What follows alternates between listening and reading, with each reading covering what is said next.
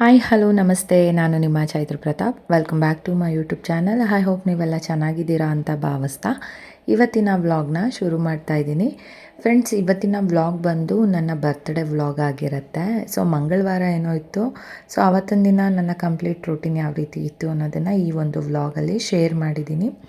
ಇನ್ನು ಬೆಳಗ್ಗೆ ಟಿಫನ್ಗೆ ಅಂತ ಹೇಳಿ ಉಪ್ಪಿಟ್ಟನ್ನ ಮಾಡ್ಕೊತಾ ಇದ್ದೀನಿ. ಸ್ವಲ್ಪ ಬೇಗ ಆಗಿಬಿಡುತ್ತೆ ಅಲ್ವಾ, ಹಾಗಾಗಿ ನಾನು ಆಗಲೇ ಸುಮಾರು ಬ್ಲಾಗ್ಗಳಲ್ಲಿ ಹೇಳಿದ್ದೀನಿ, ಮಕ್ಕಳಿಗೆ ರಜೆ ಇರೋದ್ರಿಂದ ಬೆಳಗ್ಗೆ ಹೊತ್ತು ಏಳೋದು ತುಂಬಾ ತಡ ಆಗ್ತಿದೆ. ಹಾಗಾಗಿ ಟಿಫನ್ ಮಾಡೋದು ಸ್ವಲ್ಪ ಲೇಟ್ ಆಗುತ್ತೆ, ತಿಂಡಿ ತಿನ್ನೋದು ಲೇಟ್ ಆಗಿಬಿಡುತ್ತೆ. ಬಟ್ ಅವತ್ತು ನಾನು ಒಂದು 7 ಗಂಟೆಗೇನೋ ಎದ್ದಿದ್ದೆ ಅಂತ ಅನಿಸುತ್ತೆ. ಯಾಕೆಂದರೆ ವಿಡಿಯೋ ಶೂಟ್ ಮಾಡಿ ಸುಮಾರು ದಿನ ಆದಮೇಲೆ ವಾಯ್ಸ್ ಓವರ್ ಕೊಡೋದ್ರಿಂದ ನನಗೆ ಎಲ್ಲ ಒಂಥರ ಮರ್ತಂಗೆ ಆಗೋಗ್ಬಿಟ್ಟಿರುತ್ತೆ. ಬಟ್ ಅವತ್ತು ಒಂದು 7 ಗಂಟೆಗೆಲ್ಲ ಎದ್ದು ಮನೆಯಲ್ಲಿ ಟಿಫನ್ ಎಲ್ಲ ಮಾಡಿ ತಿಂಡಿ ಎಲ್ಲ ತಿಂದಾದ್ಮೇಲೆ ಕಿಚನೆಲ್ಲ ಕ್ಲೀನ್ ಮಾಡಿಕೊಂಡು ಕಂಪ್ಲೀಟಾಗಿ ಮನೆಯೆಲ್ಲ ಕ್ಲೀನ್ ಮಾಡಿ ಪೂಜೆಗೆ ಎಲ್ಲ ತಯಾರಿನ ಮಾಡಿಕೊಂಡೆ.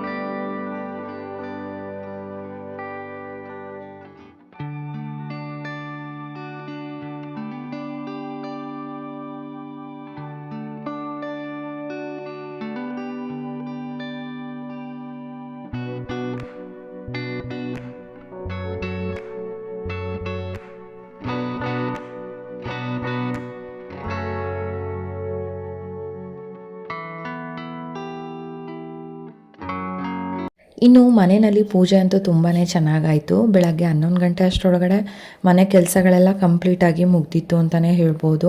ಮನೆಯಲ್ಲಿ ಯಾವುದೇ ಥರ ಸ್ವೀಟೆಲ್ಲ ಏನೂ ಮಾಡಲಿಕ್ಕೆ ಹೋಗಲಿಲ್ಲ. ಯಾಕೆಂತಂದರೆ ಚಿಕ್ಕ ಚಿಕ್ಕ ಮಕ್ಕಳಾದರೆ ನಾವೇನೋ ಬರ್ತ್ಡೇ ಅಂತ ಹೇಳಿಬಿಟ್ಟು ಮನೆಯಲ್ಲಿ ಸ್ವೀಟ್ ಮಾಡೋದು ಅಥವಾ ಅವ್ರಿಗೆ ಇಷ್ಟ ಆಗಿರೋ ತಿಂಡಿ ಈ ಥರದ್ದು ಏನಾದರೂ ಮಾಡ್ಬೋದು. ಬಟ್ ನಮ್ಮದು ಬರ್ತ್ಡೇ ಅಂತಂದರೆ ಏನು ಆ ಥರ ಒಂದು ಸ್ಪೆಷಲ್ ಅಂತ ಏನೂ ಅನಿಸೋದಿಲ್ಲ.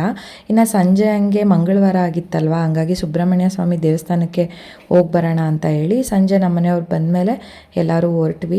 ಸೊ ಇಲ್ಲಿ ದೇವಸ್ಥಾನ ಅಂತೂ ತುಂಬಾ ಚೆನ್ನಾಗಿದೆ. ಒಂಥರ ವಿಶಾಲವಾಗಿ ಇರೋದ್ರಿಂದ ದೇವಸ್ಥಾನಕ್ಕೆ ಹೋಗೋದಕ್ಕೆ ತುಂಬಾ ಇಷ್ಟ ಆಗುತ್ತೆ. ನಮ್ಮ ಕಾಲೇಜ್ ಬಂದು ಈ ದೇವಸ್ಥಾನದ ನಿಯರೇ ಇದ್ದಿದ್ದರಿಂದ ಸೊ ನಾನು ಕಾಲೇಜ್ ಡೇಸಲ್ಲೆಲ್ಲ ಸುಮಾರು ಸಲ ಬಂದಿದ್ದೀನಿ.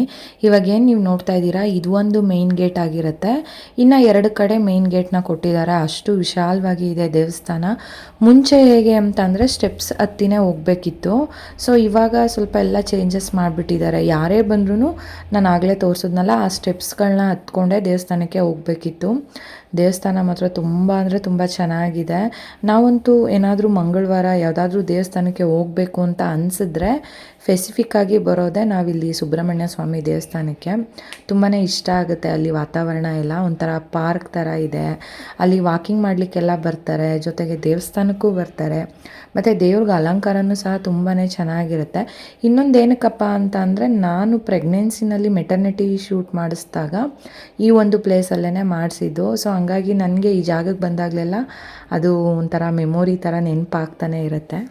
ಇನ್ನು ನಮ್ಮ ವೇದಾಂಶ ಅಂತೂ ಅವ್ರ ಅಪ್ಪ ಇದ್ದರೆ ನನ್ನ ಜೊತೆ ಬರೋದೇ ಇಲ್ಲ. ನಾನು ಎಷ್ಟು ಕರೆದ್ರೂ ಬರ್ತಾನೆ ಇರಲಿಲ್ಲ.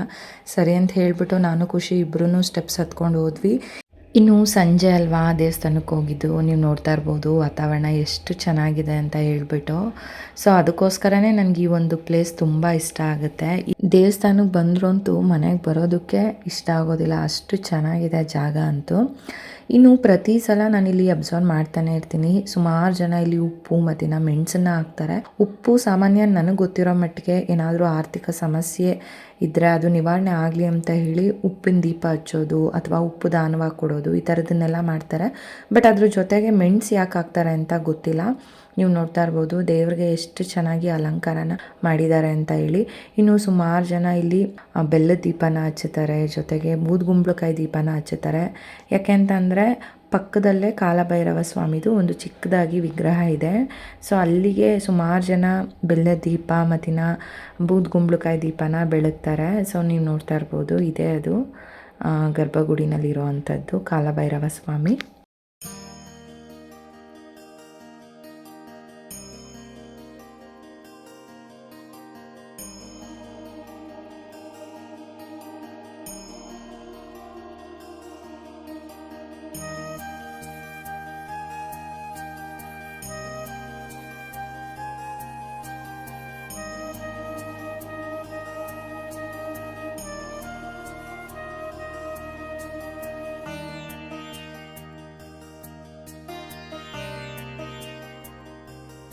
ಇನ್ನು ದೇವ್ರ ದರ್ಶನ ಎಲ್ಲ ಮಾಡಿ ಈಚೆ ಬರೋಷ್ಟರೊಳಗಡೆ ಜೋರು ಮಳೆ ಬಂದು ನಿಂತುಬಿಟ್ಟಿತ್ತು.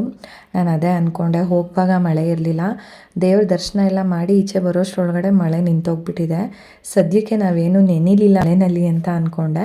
ಇನ್ನು ಅದೇ ದೇವಸ್ಥಾನದಲ್ಲೇ ಪಕ್ಕದಲ್ಲಿರೋ ಅಂಥದ್ದು ಆದಿಶೇಷ ಸ್ವಾಮಿ ದೇವಸ್ಥಾನ ಅಂತ ಹೇಳಿ. ಇದು ಬಂದು ಉದ್ಭವ ಮೂರ್ತಿ, ಅಂದರೆ ಕಲ್ಲಿನಲ್ಲೇ ಉದ್ಭವ ಆಗಿರೋ ಅಂಥದ್ದು. ಅಲ್ಲಿ ವಿಡಿಯೋ ಫೋಟೋಸ್ ಎಲ್ಲ ಏನೂ ತಗೊಳ್ಳೋ ಆಗಿಲ್ಲ, ಹಾಗಾಗಿ ಆ ಕ್ಲಿಪ್ಪಿಂಗ್ ಯಾವುದನ್ನು ತಗೊಳ್ಳಿಲ್ಲ. ಇನ್ನು ದೇವಸ್ಥಾನದಿಂದ ನೆಕ್ಸ್ಟು ನಾವು ಎಲೆಕ್ಟ್ರಿಕಲ್ ಶಾಪಿಗೆ ಹೋದ್ವಿ. ಸೊ ಐರನ್ ಬಾಕ್ಸ್ಗೆ ಪ್ಲಗ್ ಇಡಿಸ್ತಾ ಇರಲಿಲ್ಲ, ಸೊ ಹಂಗಾಗಿ ಅಲ್ಲೂ ಬೇರೆದೊಂದು ತೊಗೊಬೇಕಿತ್ತು. ಸೊ ಅಲ್ಲಿ ಹೋದಾಗ ನಮ್ಮ ಪರಿಚಯದವರು ತುಂಬ ಕ್ಲೋಸ್ ಅಂತಲೇ ಹೇಳ್ಬೋದು, ಅಂಕಲ್ ಸಿಕ್ಕಿದ್ರು. ಅವ್ರ ಹತ್ರ ಮಾತಾಡಿಕೊಂಡು ಸುಮಾರು ಹೊತ್ತು ನಿಂತ್ಕೊಂಡಿದ್ದಾಯಿತು. ಸೊ ಅವ್ರ ಹತ್ರ ನಾನು ಮಾತಾಡ್ತಿದ್ದಂತೆ ನಮ್ಮನೆಯವ್ರು ಹೋಗಿ ಆಲ್ರೆಡಿ ಅದನ್ನು ತೊಗೊಂಡು ಬಂದೇ ಬಿಟ್ಟರು. ಸರಿ ಅಂತ ಹೇಳಿಬಿಟ್ಟು ಸುಮಾರು ದಿನಗಳಾದಮೇಲೆ ಸಿಕ್ಕಿದ್ರಲ್ವ, ಸೊ ಹಂಗಾಗಿ ಅವರು ಹೇಗಿದ್ದಾರೆ, ಅಮ್ಮ ಹೇಗಿದ್ದಾರೆ, ಕೆಲಸ ಹೇಗೆ ನಡೀತಿದೆ, ಸೊ ಯಾರಾದರೂ ಸಿಕ್ಕಿದಾಗ ಇದೇ ಇರುತ್ತಲ್ವ ಮಾತಾಡೋದು.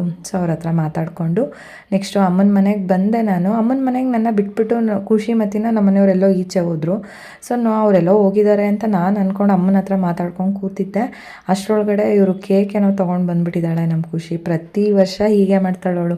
ನಾನು ಸುಮಾರು ಲಾಸ್ಟ್ ವ್ಲಾಗಲ್ಲೂ ಹೇಳಿದ್ದೀನಿ, ಅಂದರೆ ಲಾಸ್ಟ್ ಇಯರ್ ನಂದು ಬರ್ಡೇ ವ್ಲಾಗಲ್ಲಿ ಬರ್ತಡೇ ಅಂತ ಅಂದಾಗ ಮಕ್ಳಿಗೋಸ್ಕರ ನಾವು ಟೈಮ್ ಸ್ಪೆಂಡ್ ಮಾಡಬೇಕಾಗತ್ತೆ. ಅವ್ರ ಖುಷಿಗೋಸ್ಕರ ಕೇಕ್ ಕಟ್ ಮಾಡಿದ್ದಾಯಿತು. ಇನ್ನು ಕೇಕ್ ನೋಡಿದ ತಕ್ಷಣ ನನ್ನ ಮಗನ ರಿಯಾಕ್ಷನ್ ಅಂತೂ ತುಂಬ ಅಂದರೆ ತುಂಬ ಚೆನ್ನಾಗಿತ್ತು. ಅಮ್ಮ ಎದೋ ಕೇಕ್ ಕಟ್ ಮಾಡು, ಬಾ ಇಲ್ಲಿ ಟೇಬಲ್ ಮೇಲೆ ಕೇಕ್ ಇಡು ಅಂತ ಹೇಳ್ತಿದ್ದ ಅವನದೇ ಭಾಷೆನಲ್ಲಿ.